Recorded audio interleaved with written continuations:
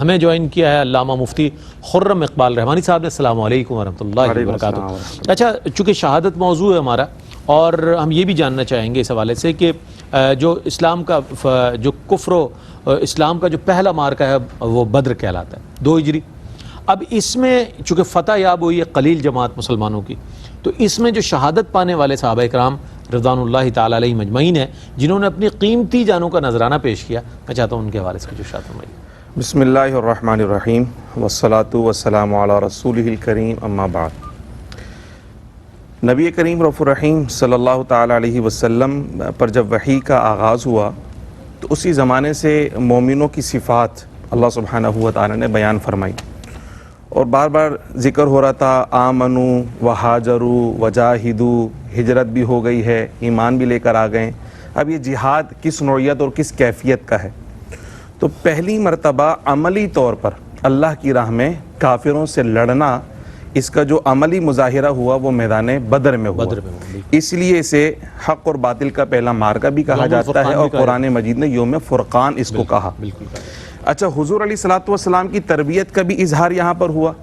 کہ پیارے آقا صلی اللہ علیہ وسلم نے اپنے امتیوں کو صرف سجدے کرنا نہیں سکھایا، حضور علیہ الصلوۃ والسلام نے صرف تلاوت قرآن نہیں سکھائی، ان کو صرف تسبیحات نہیں سکھائیں، بلکہ جب دین کی سربلندی کے لیے اللہ کی راہ میں جانوں کا نذرانہ دینے کی بات آئے تو یہ شمشیر بے نیام کی طرح میدان میں کھڑے ہیں۔ جس طرح یہ مسلح پر کھڑے ہیں، اسی طرح ثابت قدمی کے ساتھ میدان جہاد کے اندر بھی کھڑے ہیں۔ جب یہ سب اپنی جبین نیاز رب کی بارگاہ میں جھکانے کے لیے کھڑے ہیں، تو آج سر کٹانے کے لیے بھی اس کی بارگاہ کے اندر یہ کھڑے ہوئے ہیں۔ تو یہ پہلا مارکہ ایسا عظیم الشان مارکہ ہے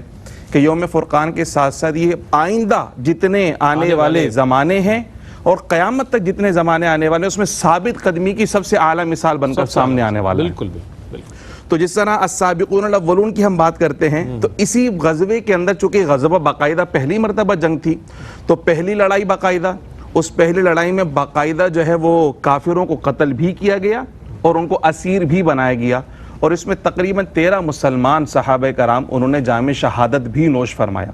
اور یہ وہ صحابہ کرام ہیں جن کے باقاعدہ اسماء مبارکہ پر کتابیں لکھی گئیں، بدریین صحابہ پر باقاعدہ کتابیں، ان کے نام باقاعدہ مرتب کیے گئے،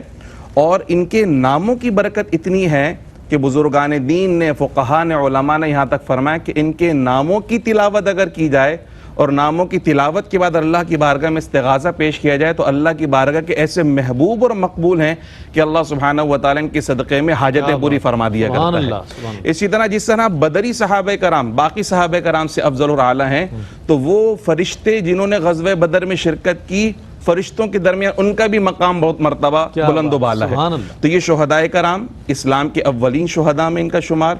ان کی شہادتوں کو اتنا سلام کہ آنے والے جتنے شہداء کرام ہیں وہ سب ان کی صف کے پیچھے کھڑے نظر آتے ہیں۔ کیا کہنے